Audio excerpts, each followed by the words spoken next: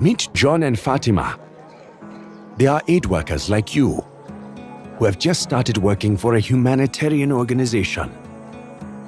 Everyone who works with a humanitarian organization is an aid worker, even volunteers, short-term staff, and contractors. The most important part of their job is to make sure they do no harm to the communities they serve. The people in this community have been affected by disaster or conflict. Some people, like women, children, and people living with disabilities, may be more at risk of experiencing abuse or harm than others. John and Fatima must treat everyone in the community with respect. Aid workers must not take advantage of the communities they support.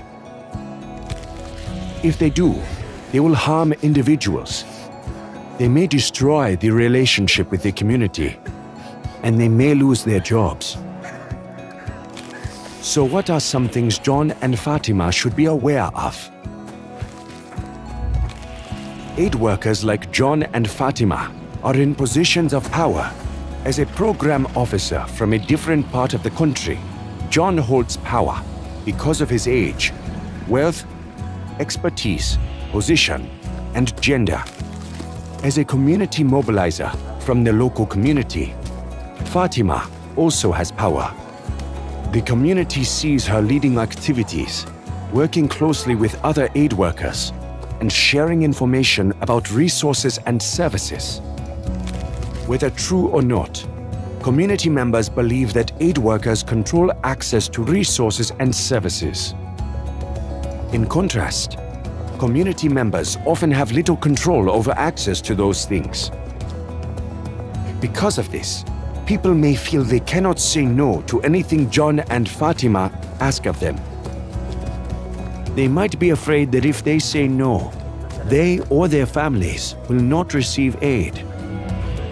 John and Fatima must consider the power that people think they have.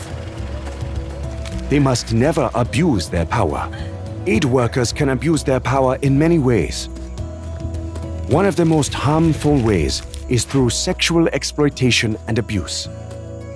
Sexual exploitation is when a person convinces someone with less power to participate in sexual activities. For example, if an aid worker offers extra rations or money in exchange for sex, that can be sex even without physical contact. For example, online or by text message.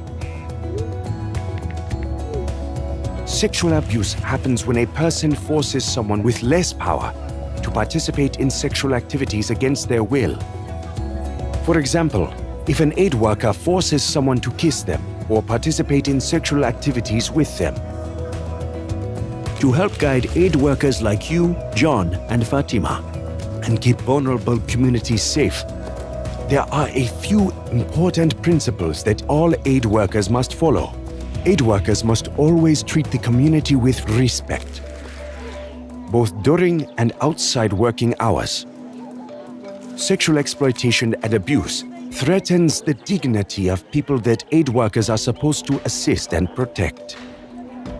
Aid workers are not allowed to have sexual relationships with anyone under the age of 18, even if it is legal in the country.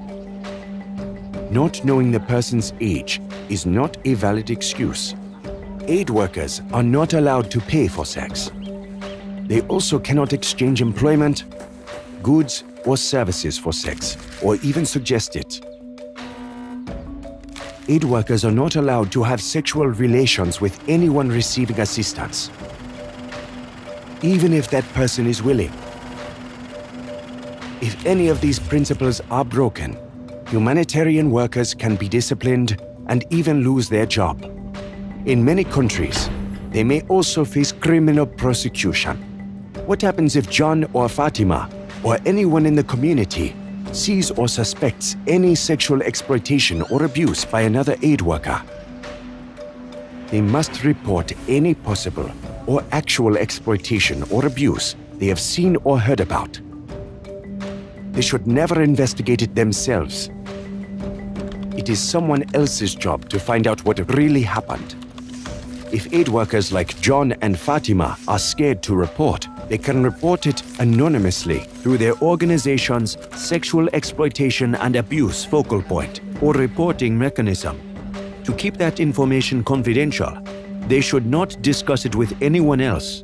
All aid organizations should have a clear and easy way for people to share their concerns. We want all people to be and feel safe and protected from harm. Sexual exploitation and abuse takes advantage of vulnerable people. All of us must prevent sexual exploitation and abuse. Everything that John and Fatima have learned in this video applies to you in your role too. If you have any questions about this training, please contact the Sexual Exploitation and Abuse or Safeguarding Focal Person in your organization, or you can speak to your manager, protection, gender-based violence, or other technical lead. For more information, visit www.interaction.org.